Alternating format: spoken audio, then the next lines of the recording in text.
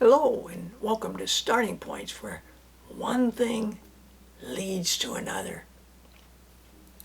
Last time I shared some things from when you were a tadpole and I was a fish, and other speculations about bits and this and that. And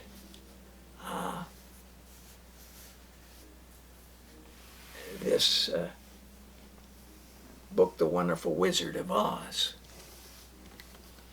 Well, Martin Gardner wrote a short essay about it, and I want to just share a couple of things from it. Actually, the start of it and the end of it. I learned to read by looking over my mother's shoulder at the pages of the book she was reading aloud. The book was Lyman Frank Baum's The Wonderful Wizard of Oz. A few years later, I persuaded my parents to buy all of Baum's other Oz books, as well as his many fantasies about enchanted lands other than Oz. As an adult, I wrote a great deal about Baum and his books, including a biography of Baum that ran in 2 issues of Anthony Boucher's magazine, Fantasy and Science Fiction. It was reprinted in Michigan State University's Press's edition of The Wonderful World of The Wonderful Wizard of Oz and Who He Was, 1957. The following chapter was originally my introduction to a Dover paperback edition of The Wizard of Oz. Now, we've looked at Dover and this whole thinking about how did you begin to learn to read? Is there a time you remember? And his strategy of looking over his mother's shoulder and actually seeing the words and starting to see, recognize, and become aware that he could read. The essay ends like this. We're all little children walking down a road of yellow brick in a crazy, outlandish, Aussie sort of world. We know that wisdom, love, and courage are essential virtues. But like Dorothy, we cannot decide whether it is best to seek for better brains. Our electronic computers grow more powerful every year. I don't know when this was written, but a while back. Or for kinder, more loving hearts. Now, of the books that he wrote, the first was The Wizard of Oz. Now, you don't have to find it in a format like this that's almost half different things about the book and about the character and its history and so forth, and about Frank Baum. But that's the first book. The second book that was published is called The Land of Oz. And I'm going to want to show you the titles because it might start a bit of an interest in you wanting to look into this. Something nice about reading a series of books where you encounter characters in different situations and see them that way. Ozmas of Oz. I've got some in hardcover and some in paperback and some I don't even have. Dorothy and the Wizard in Oz. The Emerald City of Oz. Tick-Tock of Oz.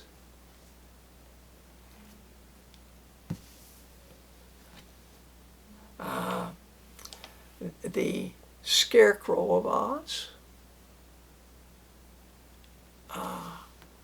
Ring-a-Tink in Oz, the Lost Princess of Oz, the Tin Woodsman, got in 2 different editions, The Magic of Oz, I Can't Show You, and Galinda of Oz, and Visitors of Oz, or the Royal Book of Oz, I don't have. So I thought I would take one of the books and share with you in particular something from it. And this one I remember because like the tornado in this book, this has physical connection with another real event. So I'd just like to read to you the first chapter. It's a short chapter, and the earthquake. The train from Fresno, now you're getting a picture of it, I suspect, should have arrived at Hugson's Siding at midnight, but it was already 5 o'clock, and the gray dawn was breaking in the east when the little train slowly rumbled up to the open shed that served for the station house. As it came to a stop, the conductor called out in a loud voice, "Hugson's Siding!"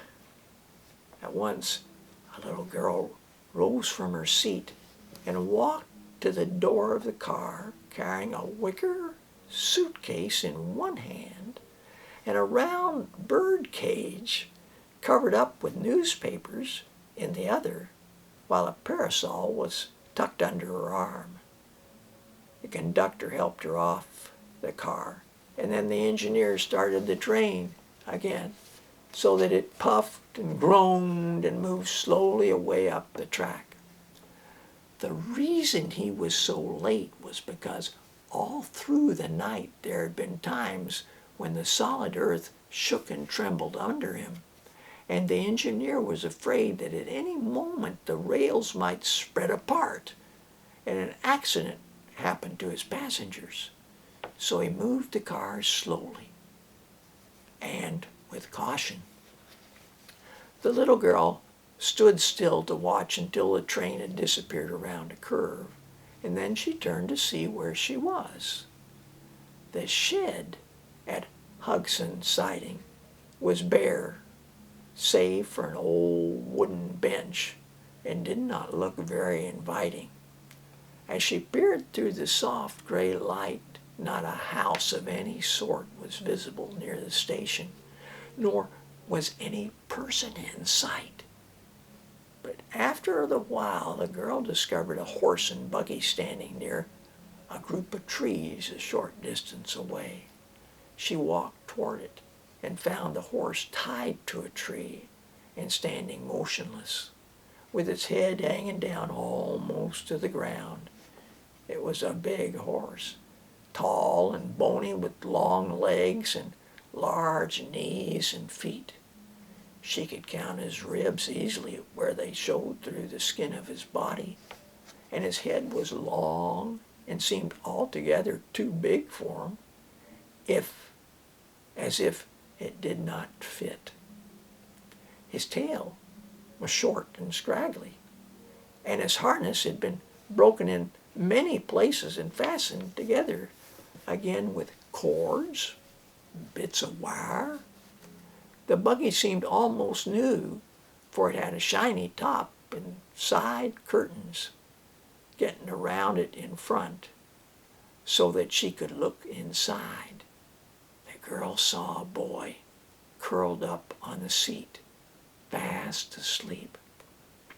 She set down her bird cage and poked the boy with her parasol. Presently he woke up, rose to a sitting position, and rubbed his eyes briskly. "Hello," he said, seeing her. "Are you Dorothy Gale?"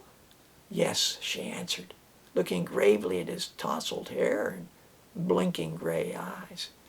"Have you come to take me to Hudson's ranch?" "Of course," he answered. "Train in?"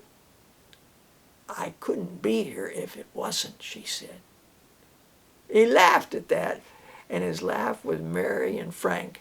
Jumping out of the buggy, he put Dorothy's suitcase under the seat and her bird cage on the floor in front.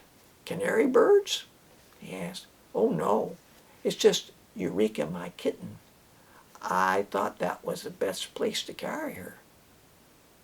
Boy nodded. "Eureka's a funny name for a cat," he remarked. "I named my kitten that because I found it," she explained. "Uncle Henry says Eureka means I have found it." "All right, hop in." She climbed into the buggy and he followed her.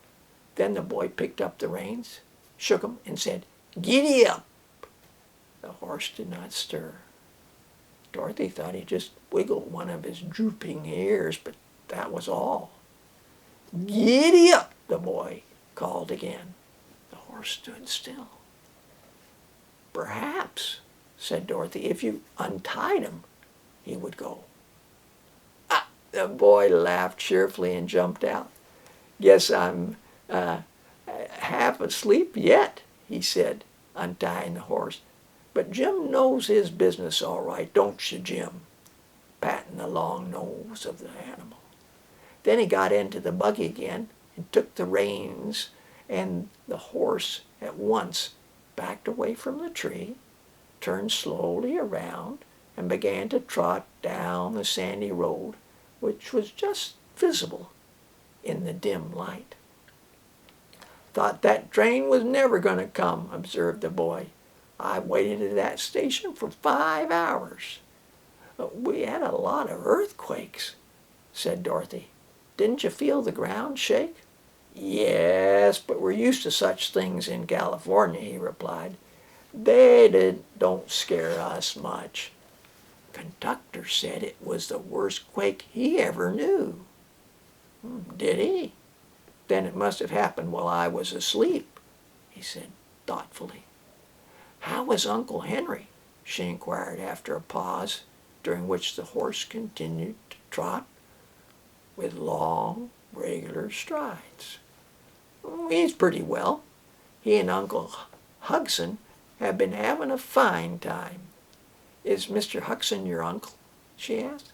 "Yes, Uncle Bill Hugson. Married your Uncle Henry's wife's sister. So we must be second cousins," said the boy in an amused tone. "I work for Uncle Bill on his ranch, and he pays me $6 a month and my board." "Isn't that a great deal?" she asked doubtfully. "Why, it's a great deal for Uncle Hudson and not for me. I'm a splendid worker.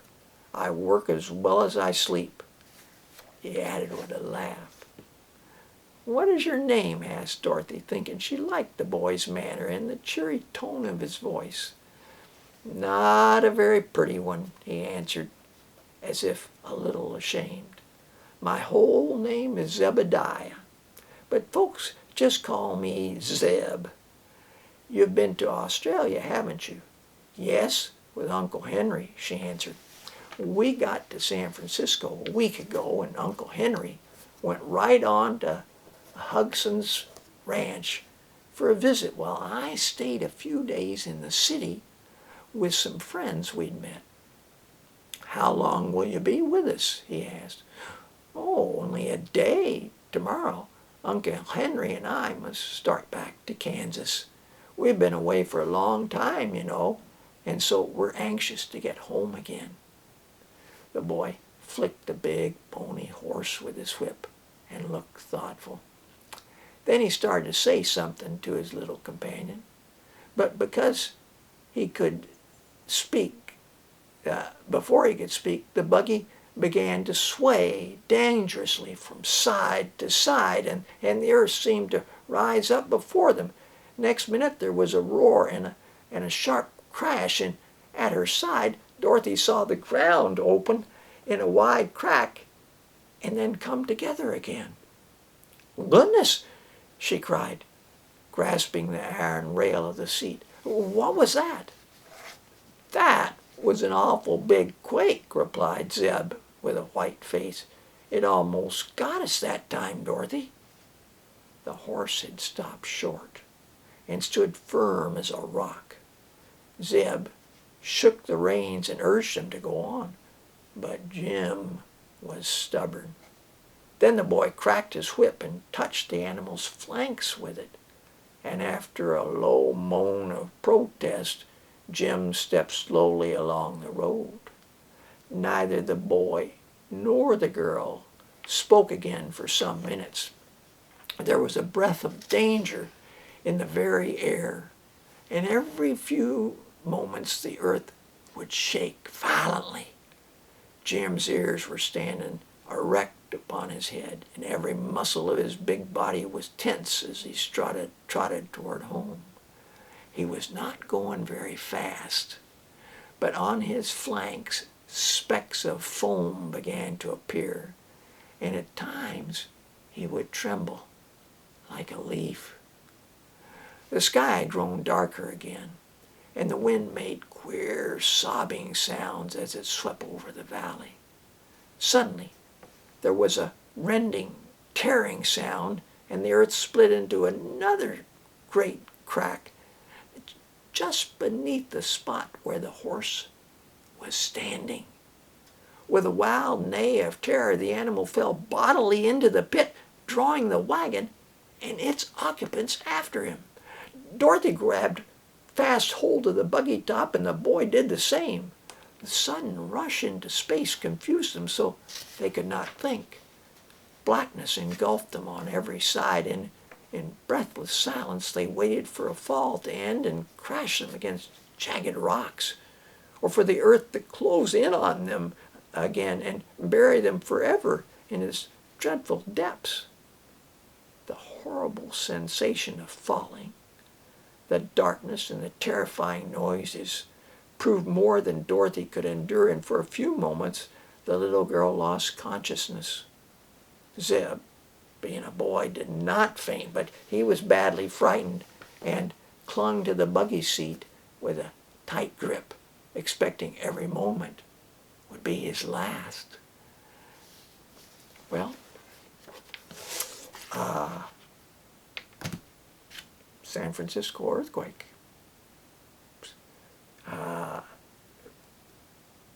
There you are. Thanks for joining me. Until next time, bye for now.